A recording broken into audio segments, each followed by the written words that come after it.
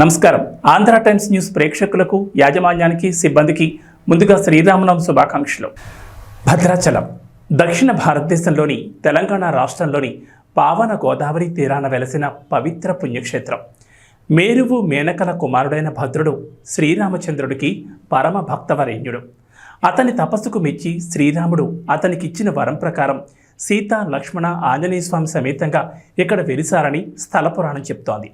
ఇక్కడి శ్రీరామచంద్రుణ్ణి భక్తులు ప్రేమగా వైకుంఠరాముడని, చతుర్భుజ రాముడని, భద్రగిరి నారాయణుడని పిలుస్తారు. భద్రాచలానికి కేవలం పురాణ ప్రాశస్యమే కాదు, ఘనమైన చరిత్ర కూడా ఉంది. భద్రాచలం సమీపంలోని బద్రిరెడ్డిపాలెం గ్రామానికి చెందిన పోకల దమ్మక్క అనే ఆమె భక్తి శ్రద్ధలతో శ్రీరాముని కొలుస్తూ ఉండేది. ఆ మహాభక్తురాలి భక్తికి మెచ్చి ఒకరోజు శ్రీరాముడు ఆమెకు కలలో కనిపించాడట.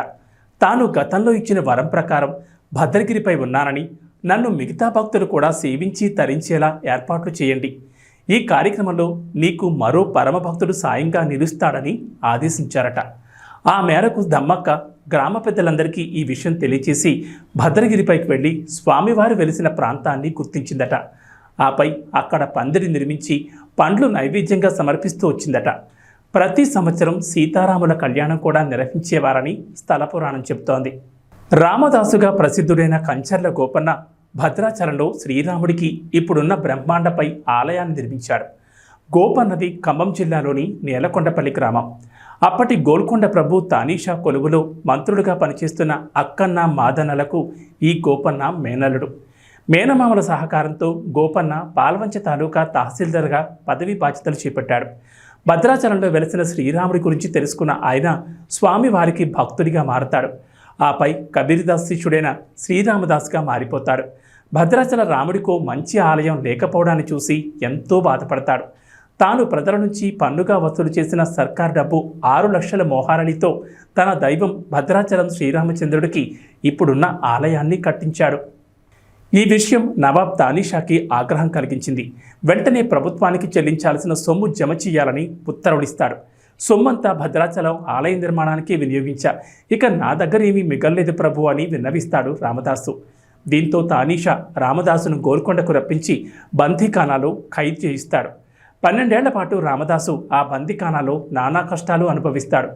ఆయా సందర్భాల్లో అతను భద్రాచల శ్రీరాముడికి తన దుస్థితిని మొరపెట్టుకుంటూ ఆర్తితో ఆలపించిన వందలాది కీర్తనలు ఆ తర్వాత ప్రపంచ విఖ్యాతమయ్యాయి. చివరికి రామదాసు ప్రార్థనలు ఫలించి శ్రీరాముడు స్వయంగా లక్ష్మణ సమేతంగా వచ్చి తానీషాకు బాకీ సొమ్ము 6 లక్షల మోహారీలు చెల్లించి రసీదు తీసుకుని మరీ రామదాసును బందీఖానా నుంచి విముక్తం చేస్తాడట. ఇప్పటికీ అప్పట్లో శ్రీరామదాసు తన ఆరాధ్య దైవమైన శ్రీరాముడితో పాటు సీత, లక్ష్మణ స్వాములకు చేయించిన పలు ఆభరణాలు, తానీషాకు శ్రీరాముడు స్వయంగా చెల్లించిన బంగారు మొహారీలు, ఉత్సవ సామగ్రి, అప్పటి శాసనాలు, పరికరాలు ఆలయంలో చూడొచ్చు. సుమారు 35 కిలోమీటర్ల దూరంలో ఉండే పర్ణశాలలు, రామాయణ కాలంలో శ్రీరాముడు, సీత, లక్ష్మణుడు ఉన్న పర్ణశాల రామాయణ గాథకు సంబంధించిన కొన్ని ఘట్టాలుగా ఇక్కడ జరిగాయంటూ పురాణ జనశ్రుతి నిదర్శనాలుగా చెప్పుకునే ఆధారాలు చూడొచ్చు. ఈ సందర్భంగా తెలంగాణలో భద్రాచలం రాములవారి ఆలయంలో సీతారామ కళ్యాణాన్ని అంగరంగ వైభవంగా నిర్వహించడం అనాదిగా వస్తున్న ఆచారం. అక్కడికి దేశ విదేశాల నుంచి భక్తజనం భారీగా తరలివచ్చి సీతారాములకు ప్రత్యేక పూజలు నిర్వహిస్తారు. సుదూర ప్రాంతాల నుంచి భద్రాచలం రావడానికి కారణం అక్కడి స్థల పురాణ మహిమని చెప్పొచ్చు. వాల్మీకి రామాయణంలో బీజప్రాయంగా భద్రాచల స్థల పురాణాన్ని వేదవ్యాస మహర్షి బ్రహ్మపురాణంలో వివరించారు. ఆ స్థల పురాణ కథను అర్చకులు క్లుప్తంగా తెలిపారు.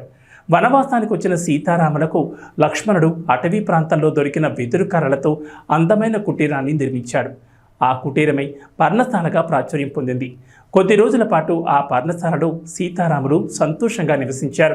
ఈ నెల 17, 18 తేదీల్లో భద్రాచలంలో జరిగే శ్రీ సీతారామచంద్ర స్వామి వారి కళ్యాణ మహోత్సవం, పట్టాభిషేకం వేడుకలు తిలకించడానికి వివిధ రాష్ట్రాల నుంచే కాకుండా సుదూర ప్రాంతాల నుంచి భక్తులు అధిక సంఖ్యలో వచ్చే అవకాశం ఉన్నందున అధికారులు అన్ని ఏర్పాట్లు చేశారు.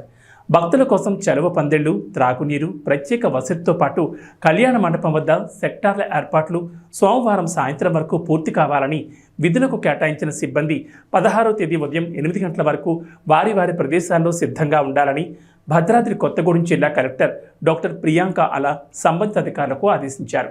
శనివారం భద్రాచలంలోని శ్రీ సీతారాముల కళ్యాణ మహోత్సవానికి సంబంధించి ఆలయం వద్ద జరుగుతున్న ఏర్పాట్లను జిల్లా అధికారులతో కలిసి ఆమె పర్యవేక్షించారు. ఇది ఇవాల్టి శ్రీరామనవమి స్పెషల్ స్టోరీ. మరో అంశంతో మళ్ళీ కలుద్దాం. నమస్తే.